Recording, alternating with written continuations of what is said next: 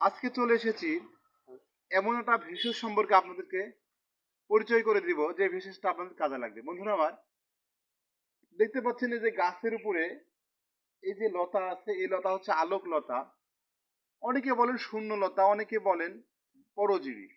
অন্য গাছের উপর ভর করে এই গাছগুলো হয়ে থাকে। দেখেন সুন্দর সুন্দর সাদা ফুল এসছে। এই আলোক লতা বা শূন্য লতা অনেকগুলো ভেষজ ব্যবহার রয়েছে। তার মধ্যে আজকে একটা আলোচনা করব ওই সকল মায়েদের বাদক ব্যথা আছে, তড়িকা ব্যথা বলা হয়, বাদক ব্যথা বলা হয়, যেটা আপনার মাসিকের সময় প্রচুর পরিমাণে তলপেটে ব্যথা করে। আপনার যখন মাসিক শুরু হয়েছে, প্রচুর ব্যথা করছে, এমতো অবস্থায় 2 তলা পরিমাণ আপনি এই শূন্যলতা নেবেন, নিয়ে ভালো করে ধুয়ে নেওয়ার পরে শিলপাটায় বেটে সেই সাথে নেবেন সোয়াটা গোলমরিচ, এর সাথে নেবেন হচ্ছে আফাং গাছের শিকড় হচ্ছে 4টে, এবং বিরজুয়ান গাছের শিকড় হচ্ছে 4টে।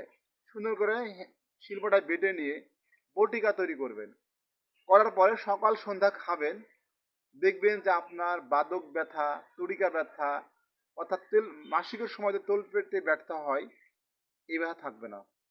এছাড়া এই আলোকলতার অনেকগুলো ভেষজ ব্যবহার রয়েছে, এটা আমি পরবর্তী ভিডিওতে আলোচনা করব। বন্ধুরা আমার, এটা তৈরি করতে যে কোনো সমস্যা হলে বা কোনো বিষয় জানতে হলে স্ক্রিনে দেওয়া নাম্বারে যোগাযোগ করুন।